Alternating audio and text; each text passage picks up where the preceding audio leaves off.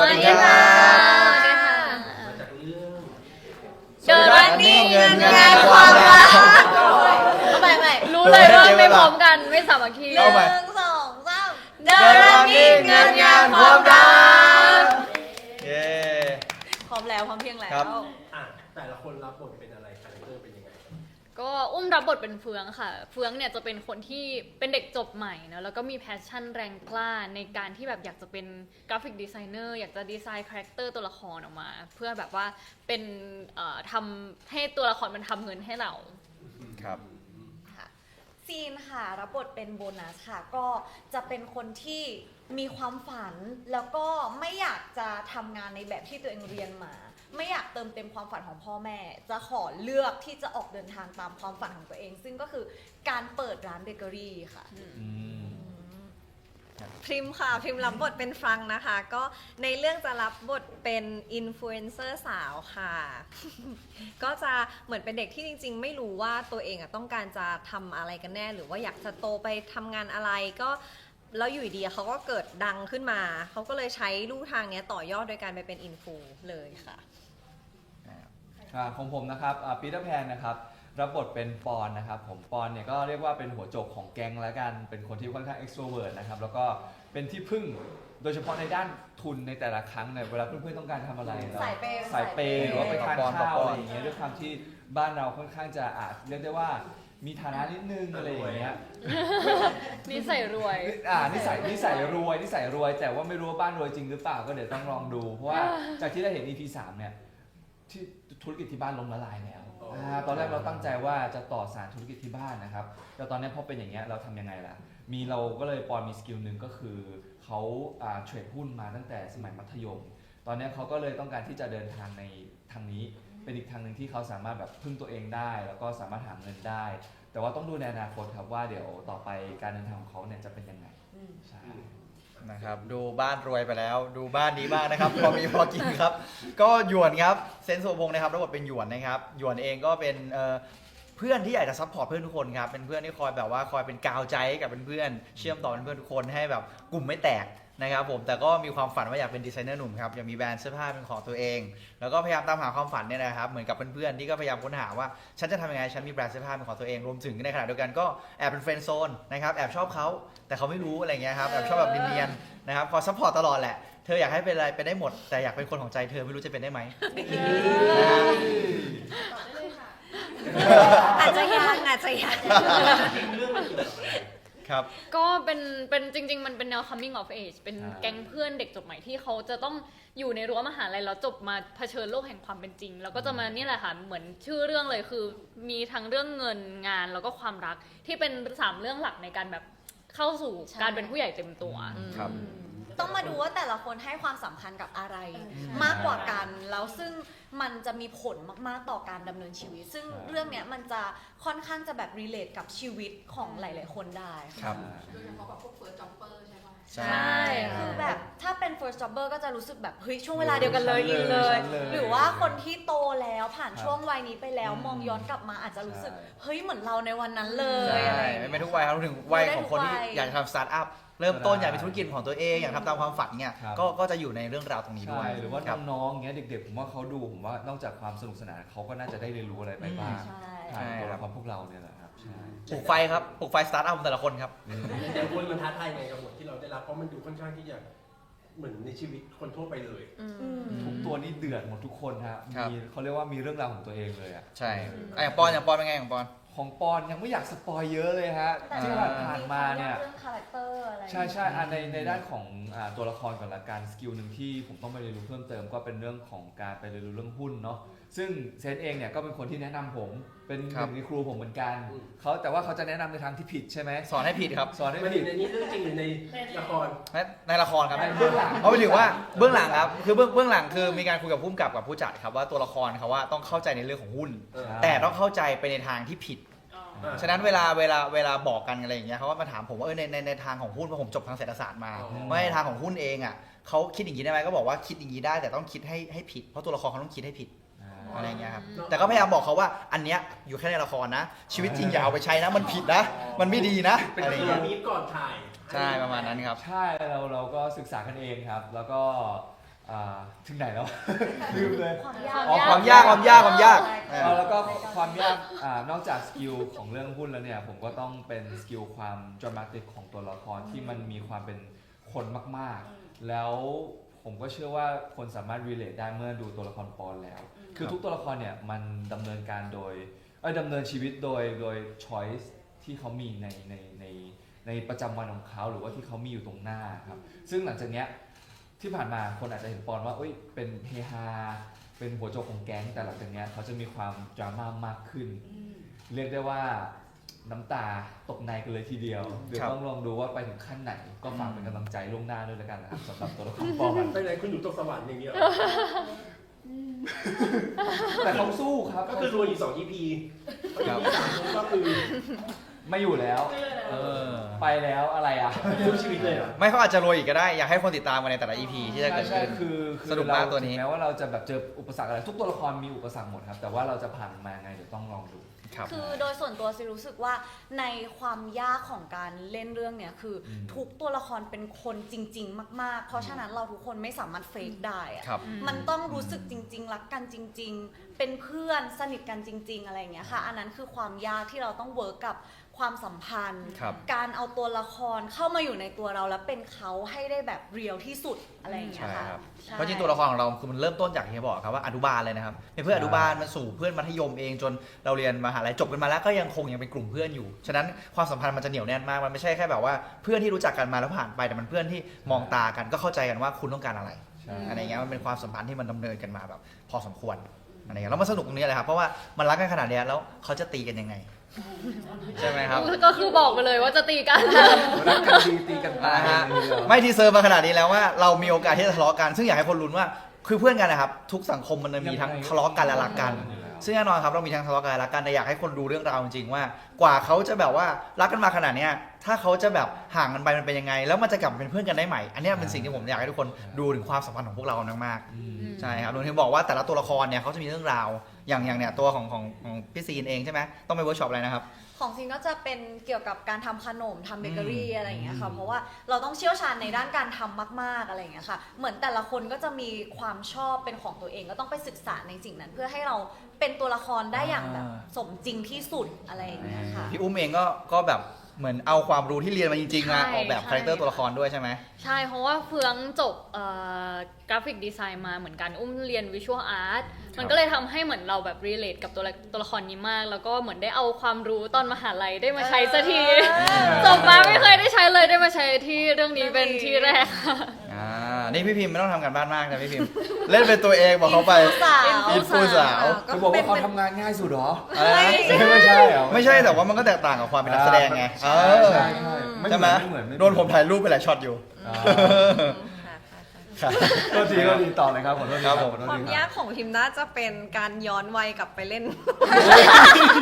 อย่าพูดอย่างนั้นสิพี่พิมพ์ ไม่ย้อน โอ้ ไกล ย ขนาดนั้นในกลุ่มนี้หนูโตสุดเลยค่ะ แล้วก็แบบโอ้โหต้องย้อนกลับไปตั้งแต่เล่นมัธยมแล้ว เรื่องเนี้ยเขาก็ปูมาว่าเขาสนิทกันตั้งแต่อนุบาลอะไรอย่างเงี้ย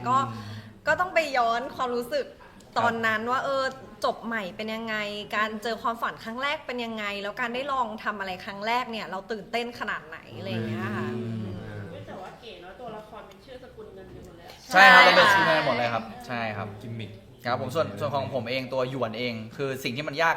คือผมเป็นคนเย็บผ้าไม่เป็นครับต้องตัดผ้าเย็บผ้าแล้วตัดผ้าผมก็เลยต้องแบบไปเรียนวิธีการที่แบบดีไซน์ผ้าเองแล้วมาตัดผ้าเองทำอะไรเองอะไรเงี้ยครับต้องพยายามไปเรียนรู้ตรงนี้รวมถึงก็ต้อง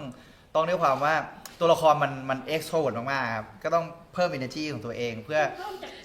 อะไรนะฮะ ซึ่งปกติก็ ปกติไม่คนมากอยู่แล้ว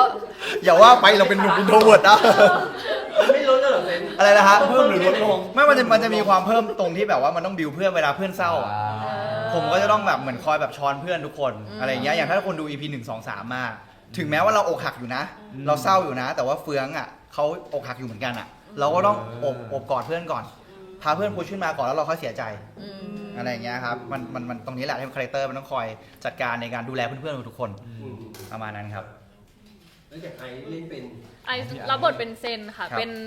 เป็นตัวละครเดียวที่ประสบความสำเร็จแล้วในเรื่องนี้ อ๋ออันนี้เรื่องอันนี้ไม่มาพรุ่งนี้ก็คือ มีปัญหานั่นคือเขา เขาเป็นเหมือนโค้ชครับ ใช่ เป็นเหมือนโค้ชพวกเรา คือเขาเป็นคนที่ประสบความสำเร็จแล้ว แต่เขาก็มีปัญหาในชีวิตเขานั่นแหละแล้วตัวเฟืองเนี่ยเหมือนได้ไปทำงานกับเขา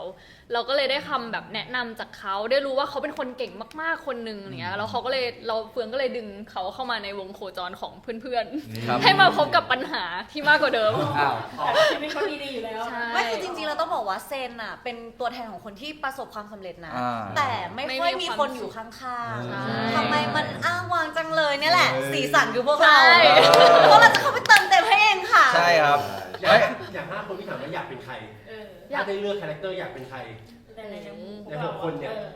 ใน6 คนอยากเป็นใครหุยมีแต่คนชีวิตยากอะ เราอยากดูคนจริง ใช่เลย ไม่ ก็ ได้ ยากอะ เออ โอ้โห 1 2 3 แต่คนคิดไว้นะอยากเป็นใคร อยากเป็นแม่เซนค่ะ แต่ไม่ใช่ในของคนนี้ด้วยนะ ไม่ใช่ในของคนนี้ด้วยนะ อันนั้นมีความสุขสุดแล้วนะ ชีวิตเขามีความสุขมาก แม่เซนเนี่ยเขาจะแบบว่าทำแบบเพื่อคนอื่น มีแบบจิตใจแบบเอื้อเฟื้อเผื่อแผ่อะไรเงี้ยอยากจะทำเพื่อสังคม เขาเป็นคนที่ประสบความสำเร็จแล้วแบบพอแล้วอะไรเงี้ย แต่เขาก็ไม่ค่อยสบายนะ อืมเฮ้ย อ๋อหมายถึงว่าตอนนี้เขายังไม่ค่อยสบายตัว ไม่ ปัญหาของเขา ไม่ล่ะเทศ EP 1 EP 2เขาเล่าปมถึงว่าแม่ของพี่เซนเป็นมะเร็งไปแล้ว ซึ่งมันก็เป็นการเล่าถึงโยงว่าทำไมถึงพี่เซนน่ะที่เราเห็นว่าพี่เซนเขาทำแอปใช่ไหมครับ ยังไม่ได้เล่า เล่า เล่า แล้ว แล้ว เล่า เล่า แล้ว เหรอ EP 2 3เล่าแล้ว มีแล้วมีกินยา ใช่ แล้ว มีการพูดแล้วมีการพูดแล้ว เอ้า แต่ ใช่ มันเดียวเฉลยยัง อะไรนะบอกแล้วเป็นมะเร็งบอกแล้วเป็นมะเร็งแล้วก็เลยทำแอป คนได้ดู EP ถึง3 รู้เลยว่าดูไม่พร้อม ป่วยยังไงแม่เขาก็ต้องป่วยยังไงแม่เขาก็ต้องป่วย ถ้าพูดมาขนาดนี้แล้ว ใช่ไม่จริงๆ คื คือ อ แล้วครับท่านผู้ชม คืออยากให้คือมันเป็นต้นเหตุเนี่ยแหละครับทำให้พี่เซนเองมาเจอกับตัวละครของเฟืองเองด้วยอะไรเงี้ยอยากให้คนเชียร์พี่เซนด้วยคือเขาอาจจะดูแบบว่าปากแรงตรงๆแต่จริงๆคือเขาหวังดีเขาอยากให้ทุกคนปรับปรุงจริงๆอยากให้คนดีขึ้นจริงๆนะครับ อ่า เหมือนคุณครูที่ดุอะครับคือไม่มีคุณครูคนไหนที่ไม่รักนักเรียนหรอกรักแหละแต่ว่าไม่พูดตรงๆว่ารักอะไรเงี้ยครับประมาณนั้น อ่ะใครอยาก ครับ เป็นใครครับ ต่อไปอยากเป็นอะไรนะอันนี้อยาก พี่ตอบยัง อยากเป็นแม่พี่เซน โอเค อ่ะพี่ซีน ฉีกเว่าอยากเป็นแม่เซน ตัวซีนละกัน ถ้าอยากแสดงใช่ไหมคะ อยากแสดงเป็นใครใช่ไหม สมมติ ครับ ไม่อยากแสดงอยากมีชีวิตแบบ อยากมีชีวิตแบบ โอ้ ใคร โอ้โหไม่อยากเป็น เลย เห็นไหม เรื่องนี้ ทำไม ชีวิต อ่ะ ชีวิตลำบากทุกคน มีจริงๆมีตัวหนึ่งสบายสุดนะ ใช่ โอ้เขาโอ้เขาสบายสุด ไม่แต่ถ้าในหก ถ้าในแก๊ง คน หก ตอนนี้คนดูเริ่มงงแล้วว่าตัวละครหลัก เอา6 คนเนี่ย คนหลัก ถ้าใน6 คนเนี้ยชินก็ยังอยากเป็นโบนัสเหมือนเดิม เฮ้ย เพราะรู้สึกว่าพอเราเป็นเขาแล้วเรารักตัวละครเนี้ยต่อให้ต้องกลับไปสู้อีกรอบนึงอะแต่เรารู้แล้วไงว่าชีวิตเขามันผ่านอะไรมาอะไรเงี้ยมันก็รู้สึกรัก อืม แล้วก็อยากเป็นตัวละครเนี้ยเหมือนเดิม ครับ พิมก็อยากเป็นฟังเลยค่ะ ถ้าต้องเลือก 6 คนเนี้ย คนอื่นดูลำบากและแทนมาก เอ้ยแต่ชีวิตเฟิร์นก็น่ารักนะ ก็น่ารัก นี่ชอบ คิ เฟื ด อง ว่าใครลำบากสุด ใน6 คนเนี้ย โบนัสก็เห็นไหมล่ะ โบนัสสู้ชีวิตมากค่ะ สู้ สู้ ชี ชี วิ วิ ต ตมาก ต้องดูแบบว่าท้ายๆนี่ยิ่งสู้หนัก โอ้โห เลย สู้หนักเลย ใช่ ที่เขาบอกว่า ชีวิตสู้กลับ พร้อมที่จะสู้กับชีวิตคือเขาสู้จริงๆค่ะ สู้จริ เอง อ มาก สู้มาตลอด ต้องไปดูในเรื่องเพราะว่านี้เพิ่งเริ่มปู ยังไม่เห็นความแบบโอ้โหทรหดของชีวิตของตัวละครตัวนี้ค่ะ ครับ อยากเป็นใครถ้าไม่ได้ยิบผ้า คือผมว่าส่วนใหญ่จะตอบสื่อว่าอยากเป็นปอน แต่ตอนเนี้ยผมอยากลองเป็นเฟืองดู เอ้ย เฮ้ย เพราะผมรู้สึกว่าคือเฟืองเขายิ้มทุกสถานการณ์นะ เป็น เลยอยาก คน เลยอยาก คิดบวก รู้ว่าตัวละครที่คิดบวกขนาดนี้ยิ้มทุกสถานการณ์ขนาดนี้แม้เพื่อนจะไม่ดีแต่เราก็ยังมองว่าเขาดีได้ เฮ้ย มัน แปลก มันมีความคิด ไม่แบบประมาณว่าให้อภัยได้ ให้อภัยได้ให้อภัยได้ ใช่ อะไรอย่างเงี้ยคือมันไม่รู้หรอกว่าความจริงคืออะไร แต่เรามองข้ามในทั้งหมดที่เราเจอเลยเราก็มองว่าจริง ๆ คนนี้คือคนที่อยู่ข้างๆเราแล้วเป็นคนดี แต่ตัวละครเราก็เป็นตัวที่แบบ อะไรนะครับ ซัพพอร์ตเพื่อนยิ้มให้เพื่อนตลอดเวลา อุ้ยผมก็มีมุมดาร์กเหมือนกัน อยากให้เราติดตามกันหยวนนี่ก็ดาร์กอยู่นะครับผมใน EP กลางๆเนาะกลางๆประมาณนั้น แอนอยากเป็นใน6 คน จริง ๆ ก็อยากลองเป็นเฟืองอยู่เหมือนกันนะ ทุกคน คนแย่งกันเป็น แย่งกันเป็นเฟือง ผมว่าเพราะด้วยความที่ผมเป็นคนชื่นชอบศิลปะอะไรอย่างเงี้ อ่า ยแล้วก็คิดว่าถ้าเกิดเราได้ทำตามความฝันของเราจริง ๆ อะไรอย่างเงี้ยแล้วสามารถแบบเรียกว่าไงอ่ะอยู่กับมันได้แล้วก็อยู่กับมันอย่างมีความสุขโดยที่แบบไม่ขัดสนด้วยนะ อืม แล้วอยู่กับมันยังไงอะไรอย่างเงี้ย ต้องไม่ขัดสนด้วยนะ ขัดสน ใช่แบบว่าไม่มีเงินมันก็ลำ เป็น บาก ไง2 EP แรกมันใช้ชีวิตรวยเป็นไง ครับ อาชีพรวย2 EP แรก เอาจริงๆรวยเกินไปก็มีปัญหาเหมือนกันเลยครับ ก็เป็นโพ เขาเปิดมาเขาขับซุปเปอร์คาร์เลยนะวันนี้ ใช่ เออ ใช่เดี๋ยวต้องดูต่อไปครับคือจริงๆอย่างที่บอกไปแล้วทุกตัวละครเขามีปัญหาของเขาหมดเลยอะ ครับ แม้กระทั่งคนที่อย่างบอกว่าประสบความสำเร็จแล้วอ่ะมันก็มีปัญหาเหมือนกัน จริงๆข้อหนึ่งมันสะท้อนชีวิตของคนเราครับ ต่อให้สำเร็จหรือดีเรื่องใดเรื่องหนึ่งก็แล้วแต่วันหนึ่งมันก็มีปัญหาครับ มันไม่มีอะไรสมบูรณ์แบบที่สุด แต่มันแค่เราจะพอใจกับตรงนี้ที่สุดหรือเปล่าก็เลยอยากให้ทุกคน มีสา คอยดูติดตามกันในเรื่องนี้ของทุกตัวละคร สมมติที่เป็นคนจัมเบอร์อะดู ครับ แล้วจะเครียดกว่าเดิมป่ะดูแบบพอบอกว่ามันสะท้อนใช่ไหมดู อ๋อ เครียดกว่าเดิม โอ้ย ไม่ จริงๆไม่เครียด ไม่เครียดไม่เครียด ไม่เครียด ใช่ครับ ไม่แต่เราเล่ามาดูเข้มหมดทุก เอ ตัว อไม่คือเอาเป็นว่าเราลองให้แล้วโอเคไหม อ๋อ เราลองให้แล้ว ใช่ ทุกคน ผ คื ม อ มองว่าดูเป็นกำลังใจดีกว่า ใช่ เป็นกำลังใจ ใช่ ในการที่แบบสมมติคุณจะเริ่มต้นคุณอ่ะพวกเราเนี่ยลองถูกลองผิดให้แล้ว ใช่ ถ้าอะไรที่ไม่ดีเราลองมาหมดแล้ว อยากให้ทุกคนลองรับอะไร ไม่ ดีๆดู เอาจริงๆนะฉันรู้สึกว่าในความเครียดหรือในความอะไรของตัวละครอ่ะแต่ละตัวละครอ่ะเขาสู้มากนะ ใช่ เราสิรู้สึกว่าสิ่งที่รีเลทคือ เราต้องสู้ในทุกๆวันอยู่แล้วอ่ะ ครับ มาเอาสิ่งเนี้ยไปเป็นกำลังใจดี ใช่ ๆ ให้กับคนที่มาดูหรือแบบเป็นแรงบันดาลใจเฮ้ยขนาดตัวละครนี้เขายังเดินหน้าได้เลย ใช่ เขาจะเจอกับแต่ละอุปสรรคยังไงอะไรอย่างเงี้ยค่ะ ดูเป็นไฟดีกว่าครับ ใช่ ใครที่ไม่มีไฟดูละครเรื่องนี้ลองคุณจะมีไฟจุดเริ่มต้น เติมไฟ ให้สู้ต่อไป ไฟแบบไหนไฟสู้ อะไรนะ ไฟสู้ ไฟ ตอน ไฟ ตอนแรกที่อุ้มเล่นเรื่องเนี้ยมันทำให้อุ้มกลับมามีแพชชั่นอีกครั้งเอาอย่างนี้ เอ้ย จริงๆ ใช่ มี ใช่ ไฟเลย มีไฟ เหมือนเป็นการ นะครับ เติมไฟ น่าดูเลย จ เนี่ย ริง ตอนนี้นะครับไหม้หมดแล้วตอนนี้ คือที่เราบ ไฟ อก โชว์ชน ว่ามันดราม่าเนี่ยเพราะว่าเรากลัวว่าเดี๋ยวทุกคนคิดว่าโอ๊ยมันเรื่อยๆไม่มีอะไร ใช่ใช่ คืออยากให้ ใช่ ทุกคนติดตามแต่จริงๆอะ ใช่ ผมบอกเลยว่า อยากให้ซีรีส์หรือว่าละครเรื่องเนี้ยเป็นเหมือนกับเพื่อนทุกคนที่ร่วมเดินทางไปด้วยกัน ครับ ดูแล้ว อืม เรารู้สึกว่าเรามีคนร่วมเดินทางไปด้วยกันในทางที่เรารู้สึกว่าสามารถ relate ได้ ใช่ ในเรื่องมีมุกตลกอะไรบ้างไหมครับ อุ้ยเยอะเลย โอ้ย ค่ะ แทรกอยู่ตล ใช่ อด ครับมีเรื่อยๆครับมี จ เรื่ ริ อย ง ๆ ๆ เป็นละครที่แบบน่ารักมาก มันจะมีมุกตั้งแต่แบ มั บ นไม่ แม่ ใช่ ลูกมันแม่ลูกจิกหาจิกกัดกัน ก็เดี๋ยวหาว่าดราม่าเอาฝั่งหนูไปลงแล้วกัน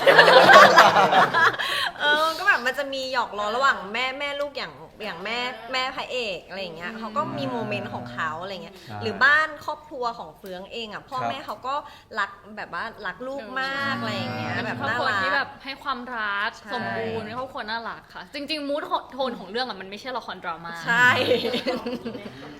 กลม กลมกล่อม ใช่ คือมีทุกรสอ่ะ ใช่ แฟมิลี่หน่อย เป็นคู่เกี่ยวกับความรักนี่ที่เป็นคู่นี่คือตามนี้เลยใช่ไหมหน้าตา ไปถึงอุ้มนั่งคนเดียว พี่อูบอาจจะพูด ไม่ แบบ อันเนี้ยคือต้องบอกก่อนว่า อันเนี้ยต้องบอกก่อนว่าเราอ่ะ อันเนี้ยคือกลุ่มเพื่อน ครับ คือกลุ่มเพื่อนที่เติบโตมาด้วยกัน อืม ส่วนอะไรยังไงในอนาคตในความสัมพันธ์ของแต่ละคน ครั อ่ะ บ คือต้องดูในละครจริง ใช่ ๆ ครับ ใช่ มัน อ่า มันไม่สามารถบอกได้จริง ๆ ว่ามันจะพัฒนาไปถึงตรงไหนหรืออะไรอย่างเงี้ยค่ะ อาจจะมีการสลับขาหลอกอะไรใดๆก็ต้อง ไม่อาจจะไม่ตายตัว ป้อนกับ ๆเป็นไปได้ บอลกับใครนะฮะ บอลกับหยวน บอลกับหยวน ก็ไม่แน่นะเพื่อน อาจจะยังนะฮะอาจจะยังไม่เขาเป็นเพื่อนรักกันครับไม่ได้โทรหากันตลอดใช่ครับ คือในพาร์ทความรักก็มีให้แบบฟินๆอยู่ มี โอ้ยฟินมีอยู่แล้ว มันมีทั้งเรื่องความรักของทั้งเพื่อนความรัก ค ข รั อบ งครอบครัวนะความรักโรแมนติกสถาบันครอบครัวสังคมทุกอย่างผมว่าทุกคนจะได้เห็นในเรื่องนี้อย่างแน่นอน คือจริงๆทุกคนทุกตัวละครมีเรื่องของตัวเองอะครับแล้วก็เรื่องในครอบครัวด้วยนะเราอยากให้ทุกคนดูปมครอบครัว ปมความรัก หรือว่าปมปัญหาของตัวละครนั้นๆที่เจออะไรอย่างเงี้ยครับ นะแต่ดู EP 1 ถึง 3 รู้สึกว่ามันดำเนินเรื่องเร็วมากอะไรเงี้ย ใช่ครับ ไม่อยากให้ลุกไปเข้าห้องน้ำกันนะคะ นะครับ ให้กั้นเอาไว้ก่อน กั้นเอา พี่ ไว้ จิวให้กั้นเอาไว้ก่อนนะฮะ แล้วก็อย่างชื่อเรื่องมันชื่อเงิน ครับ เงินงาน งานความรัก ให้ห้าคนเลือกอย่างเดียว อยากได้แบบไหน ใช้อะไรนำทางเนี่ย เอาเสียงในหัวอะ แน่นอนก็ต้อง ไม่เอาคำตอบดาราเอาเสียงในหัว เสียงในหัวก็ตอบพร้อมกัน 1 2 หนึ่งสองสาม 3เงิน ไม่อยากมีงาน อะไรนะฮะ เอาเงินมันมากับงาน ใช่ครับ ใช่ครับ แต่ถ้ามันต้องมีงานก่อนค่อยมีเงินดิ อ๋อ มีเงินก็เอาไปทำงานได้คบ เราสามารถให้ ไป เงินเนี่ย ใช่ ไปสร้างงาน ทำงาน สร้าง ให้เรา รายได้ นี่ เอาเงินไปต่อเงินได้ เงินต่อ นักลงทุน เป็นป่าปอนอาจจะเอา passive income ใช่ เอาเงินไปทำเงินต่ เอา อ เงินไปต่อเงินได้ สร้างเงินได้ เอาเงินไปดูแลคนที่รักก็ได้ อ่า เออ นะค แปล รับ ว่ามีเงินมีความรักไม่ได้ ใช่ ไม่ ครับ จริงนะครับ เฮ้ยแล้วเงินไปมีความรักยังไงอ่ะ ก็เราก็ทำธุรกิจที่ดีทำงานที่ดี อ่า ไปหาสังคมที่ดีแล้วเดี๋ยวคนดีๆก็เข้ามาหาเรา ก็เนี่ยครับคือมันต่อยอดมีเงินแล้วมันเลยทำให้มีงานดีๆต่อยอดเงินได้ไหมครับพอมีงานแล้วอาจจะมีเธอ นี่ไม่มีงานก็ไม่มีเธออย่างนี้เหรอ ประมาณไม่หมายถึงว่าเราได้ที่การงานดีไงเราพร้อมที่จะมีเธอ ใช่ เพราะไม่งั้นเราก็จะต้องแบบ อะไรเนี่ย ทำงานพี่พิมพ์เริ่มปวดหัวพวกผมแล้วครับสงสารพี่พิมพ์เลยครับ แล้วมีใครเป็นคนเกรดหุ้นนะ คนที่เกรดหุ้นอ่ะที่ ผมเองครับ ครับ ปอนเองครับ เป็นไงบ้างบทเนี้ย ก็ค่อนข้างจะตอนแรกนะครับ คือผมอะความรู้แทบจะเป็นศูนย์เลยครับ อืม รู้แค่ว่ามันมีโลกของหุ้นอยู่ ครับ แต่ว่าในเรื่องของตัวเลขเนี่ยผมแบบโหไม่ค่อยชอบตัวเลขครับ ก็เลยพี่เอิญพี่ผู้กำกับนะครับพี่ฟิวนะครับ แล้วก็ทีมงานทุกคนเนี่ยก็พาผมไปเรียนรู้จากพี่ๆที่เขาเป็น professional ในด้านนี้นะครับผมแล้วก็ได้เป็นเรียนรู้ความเป็นมาของมันละกันแล้วก็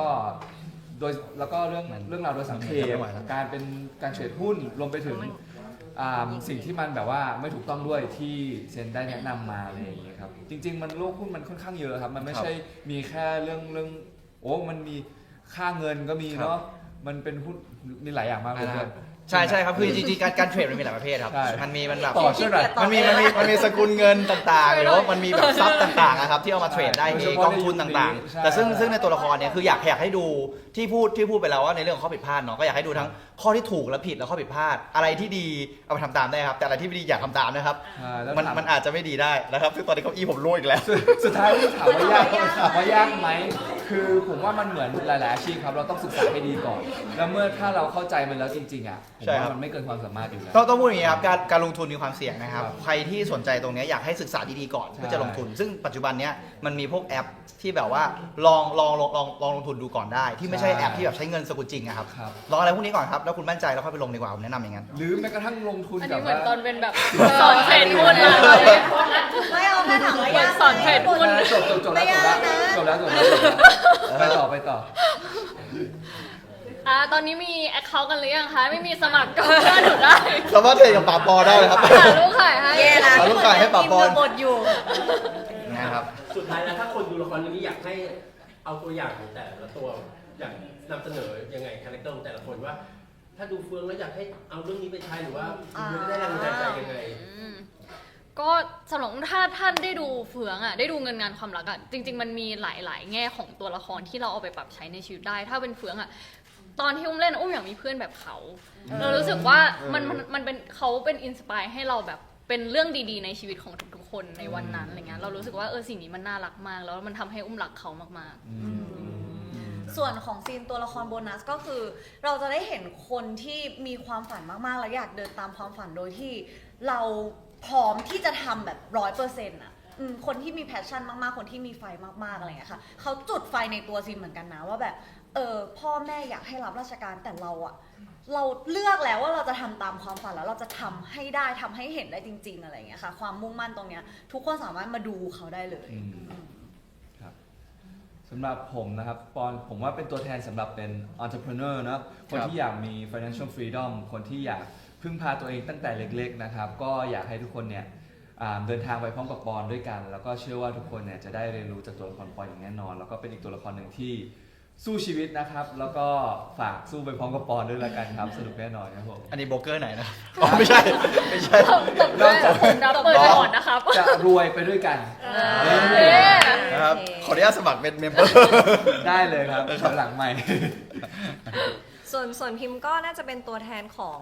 เด็กรุ่นนี้หลายคนที่เป็นอินฟูหรือว่ามีชื่อเสียงกันเร็วในทางโซเชียลมีเดียอะไรเงี้ยค่ะก็ตัวฟังเองอ่ะก็ผ่านบททดสอบหลายอย่าง แล้วก็เขาก็หลงไปอยู่ในแบบชื่อเสียงแบบชั่วข้ามคืนอ่ะเนาะมันทำให้เขาหลงลืมตัวเองไปในบางช่วงหรือทำให้คนข้างๆเขาเสียใจโดยที่เขาไม่ได้รู้ตัวตั้งใจหรือไม่ตั้งใจอันนี้ก็เดี๋ยวไปรอดูในละครนะคะ แต่ว่าก็คิดว่าน่าจะเป็นอีกหนึ่งบทเรียนบททดสอบที่ให้หลายๆคนได้รีเฟล็กกลับมาที่ตัวเองว่าเส้นทางเนี้ยมันเป็นยังไงน่าทำไม่น่าทำยังไงก็เดี๋ยวไปรอดูกันค่ะ ครับส่วนตัวละครผมเองก็อยากให้ทุกคนดูในเรื่องความถูกใจและความถูกต้องครับคือตัวละครผมจะเล่าเรื่องความถูกใจและความถูกต้องมากพอสมควรเอง เพื่อรีเลทกับคนแบบอาจจะมีครอบครัวที่คล้ายกันผมจะเป็นครอบครัวคนจีนในเรื่องเองก็อยากให้ทุกคนอาจจะรีเลทถึงครอบครัวคนจีนที่บ้านอะไรอย่างเงี้ยครับการเป็นกงสีเองการทำธุรกิจเองอะไรอย่างเงี้ยครับก็อาจจะให้ทุกคนลองดูเป็นบทเรียนได้รวมถึง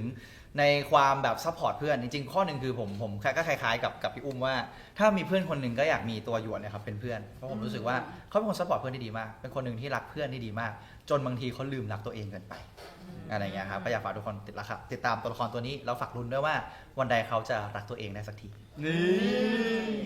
ประมาณนั้นครับ ดูได้วันเสาร์อาทิตย์นะคะเวลา20:25 ค่ะทางช่อง 3 แล้วก็ดูย้อนหลังได้ทาง3 plus แล้วก็ Netflix นะคะ ครับผม ขอบคุณ ฝากด้วย ครับ